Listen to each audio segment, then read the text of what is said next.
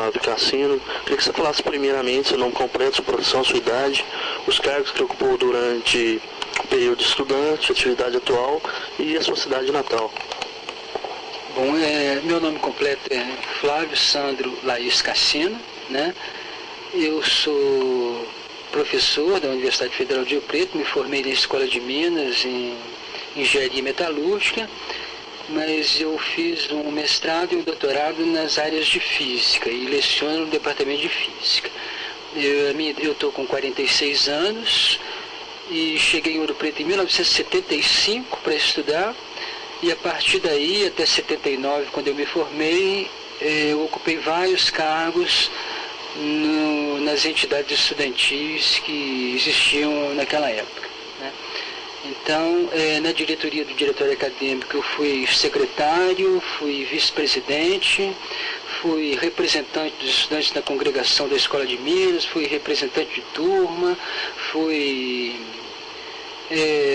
eu ocupei vários cargos de representação estudantil na Escola de Minas. Os mais importantes, naturalmente, que foram os cargos na entidade, né, no diretório, e como representante dos estudantes na congregação da Escola de Minas, que era um papel importante na época e que tinha que ser desempenhado. A minha atividade atual, eu sou professor, né, leciono no Departamento de Física, e a minha atividade exclusiva é o ensino e a pesquisa, basicamente, né? E eu sou natural de Santos Dumont, uma cidade da Zona da Mata, perto de Juiz de Fora, não muito longe daqui, né? E acabei vindo para Ouro Preto, inclusive por influência de colegas de Santos Dumont que vieram para cá antes de mim, né? E com os quais eu tinha contato na cidade, e foi isso que me influenciou a vir para Ouro Preto. Né? Muito, inclusive, em função da vida estudantil em Ouro Preto. Quer dizer, eu escolhi Ouro Preto para me estudar, eu tinha várias possibilidades, né? Juiz de Fora, por exemplo, era uma possibilidade muito mais próxima para mim, né? O FMG, Juiz de Fora, etc. e tal.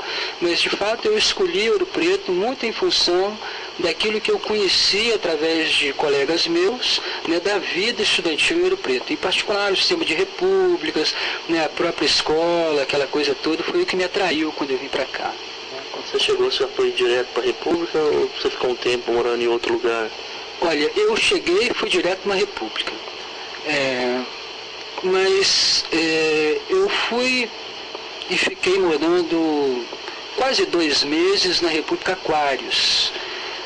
Mas logo que eu cheguei aqui em Ouro Preto, quer dizer, eu era meio bicho do mato, né? Tinha acabado de sair do interior e tal, era a primeira vez que eu saía de casa e tal. Eu, na verdade, me sentindo muito bem nessa primeira república, né? E tanto que eu nem me inscrevi como candidato a morar naquela república. Nesse tempo em que eu morava na Aquários, eu conheci pessoas de outras repúblicas menores. O Aquários era a quantidade de gente na época, né? Moravam mais de 30 estudantes na Aquário, era uma quantidade de gente muito grande, aquilo me espantou um pouco e tal, né? E nesse tempo, então, eu conheci várias pessoas de outras repúblicas que acabaram me convidando para morar na Pureza, em particular, né? Onde eu morei o tempo todo do meu curso, né? Então, na verdade, eu só morei em repúblicas. Eu morei 1 mês e meio na Aquários e em seguida eu fui direto para a Pureza e morei lá até me formar. E a Escola de Minas, com qual quadro dela atualmente? O que você percebeu de imediato que seria interessante para a sua profissão? E assim, qual que eram as dificuldades dessa escola, aparentemente, nesse período? Olha, eu peguei a Escola de Minas num período, vamos dizer assim, complicado da história dela. A Escola de Minas, por uma série de razões, ela havia perdido um pouco uma posição de destaque que ela tinha até aí, né, digamos aí, a época da Segunda Guerra, né? Ela, a partir de então, ela veio numa história de perdas, né? Ela quase se chegou até a pensar em fechar a Escola de Minas, ela teve uma série de problemas, apesar de ter tido uma inserção no mercado, na engenharia, ela teve sempre uma inserção razoável, né? Mas do ponto de vista acadêmico, a Escola de Minas estava num período muito ruim quando eu cheguei aqui. Tanto é que a primeira greve que nós fizemos, ou melhor, desculpa, a segunda greve, a primeira foi pelo preço do bandejão. A segunda greve que nós fizemos foi, de fato, por problemas acadêmicos, era a falta de professores. Nós fizemos uma reivindicação de que se devia contratar professores. Na verdade, foram contratados 22 professores de uma vez só, depois dessa greve, pelo Teódulo Pereira, que era o reitor na época. Então, eu peguei a escola num período, vamos dizer assim, que era um pouco complicado, do ponto de vista acadêmico. Ela não tinha linhas de pesquisa, ela não produzia ciência, né? O curso era voltado exclusivamente para aquela coisa da sala de aula e estudo, sala de aula, estudo, sala de aula e estudo, né? Não havia uma integração da Escola de Minas com as outras escolas de engenharia, do ponto de vista acadêmico. Nós não tínhamos a menor ideia do que se fazia em termos de engenharia na UFMG, no Rio de Janeiro, em São Paulo, no Nordeste, etc. e tal. Então, nós, de fato, nós estávamos um pouco isolados nesse período, tanto academicamente quanto politicamente. Em vários aspectos, a gente estava bastante isolado, né? Logo que eu cheguei aqui, que é, vamos dizer assim, 1975. Né? A partir daí, né, essa situação evoluiu um pouco e hoje, não tem dúvida nenhuma, a gente está numa posição, vamos dizer assim, do ponto de vista acadêmico, muito melhor do que a posição que a gente se encontrava quando eu cheguei aqui. Tanto basta que a gente veja a quantidade de cursos de mestrado, doutorado que foram implantados. Quer dizer, finalmente a gente conseguiu implantar, depois de 100 e tantos anos, implantar os cursos de engenharia, né? A gente considera que um curso está implantado quando ele tem a graduação, o mestrado, o doutorado, né? Ele está produzindo, ele está publicando, etc. e tal. Isso a gente só conseguiu fazer agora, recentemente, né?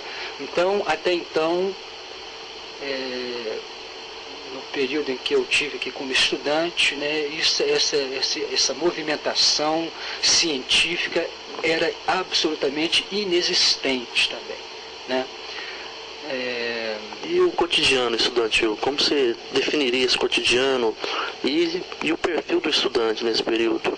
Aquele estudante que ficava o dia inteiro na aula, na outra semana ia para o CAEM, vivia em torno das repúblicas, e como que era também a atuação em entidades, seja entidades políticas, seja entidades assistenciais, seja em atividades de tipo REMOP, né, comissões, como que era isso? De fato, a vida estudantil aqui em Ouro Preto, que foi, na verdade, como eu te falei, o que me atraiu, né, para cá, era muito gratificante, era uma experiência muito importante para quem chegava aqui, principalmente considerando que a maior parte do pessoal que vinha para cá vinha do interior do país, né? Então, a experiência em Ouro Preto era uma experiência que, de fato, fazia todo mundo crescer, né? De uma certa maneira, a vida aqui, a vida estudantil era bem mais simples do que ela é hoje, né?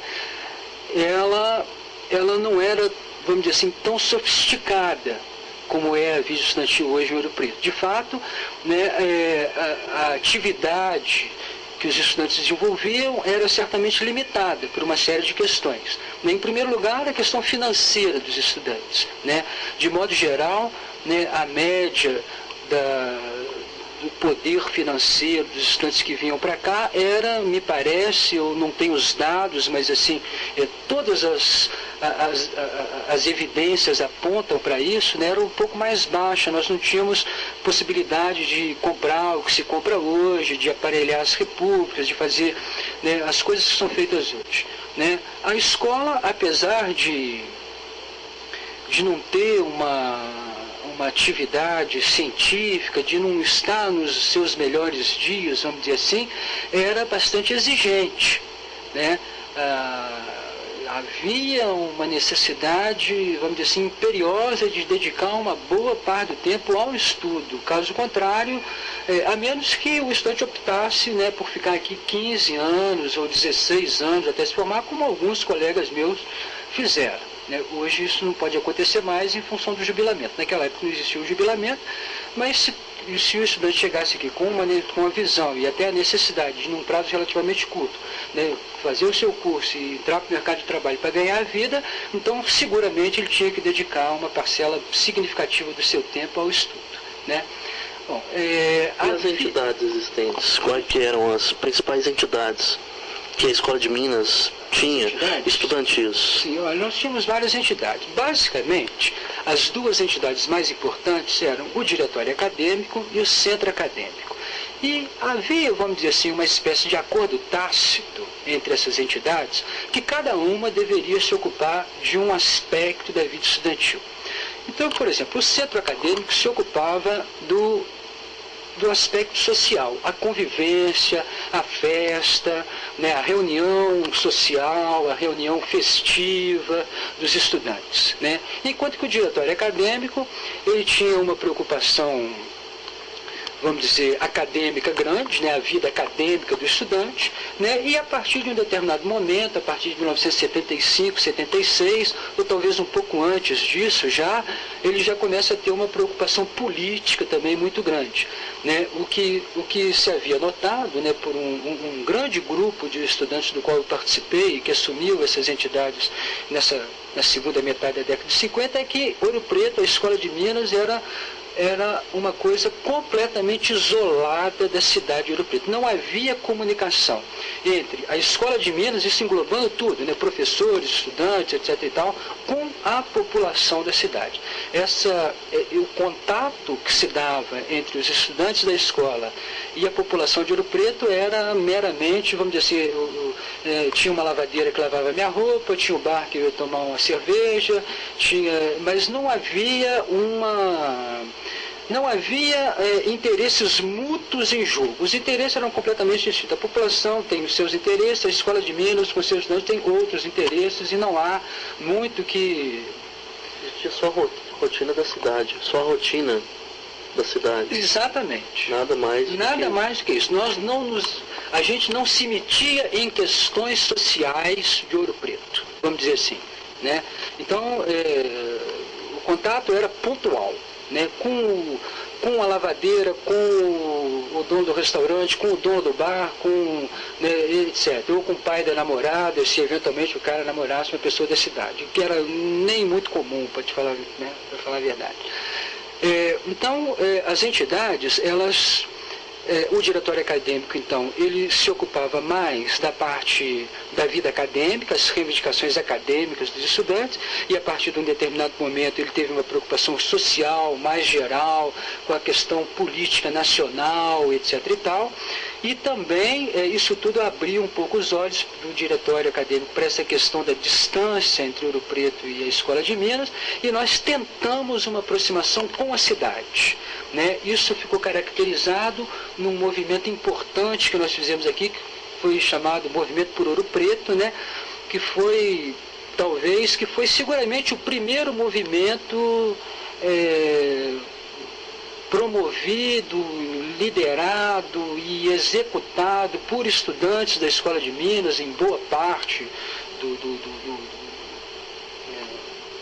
esse movimento era formado de boa parte por estudantes da Escola de Minas, né, que começou a ter preocupações inicialmente com a conservação da cidade, mas que rapidamente ela abraçou um universo muito maior. Né? A questão da vida da população aqui em Ouro Preto, a questão social mesmo, que é grave, né? Naquela época era mais grave ainda, né? O nível de miséria da cidade. Né? Para você ter uma ideia, uma coisa que me chocou enormemente quando eu cheguei em Ouro Preto foi que eu vim conhecer uma pessoa analfabeta em Ouro Preto. Né? Eu saí da minha terra, né? Um belo dia eu deixo um recado para a minha lavadeira, pedindo para ela trazer minha roupa na sexta-feira, que eu ia viajar no sábado. E aí na sexta-feira a roupa não chega. Aí quando eu voltei da viagem, virei para ela: comadre, eu deixei o recado, a senhora não trouxe minha roupa. E ela vira para mim e fala, eu não sei ler não. Quer dizer, aquilo não havia me passado pela cabeça, que eu ia encontrar uma pessoa que era analfabeta do lado de uma universidade. Né? Coisa que eu não tinha visto na minha terra e que não tinha universidade. Né? Então havia uma distância enorme. Né? Quer dizer, para mim era inadmissível eu estar num lugar que tinha uma universidade do lado de um mundo de analfabetos. Que papel que essa universidade faz aqui? Né? Então, essas questões todas nos moveram, né, a tentar algumas ações, né, que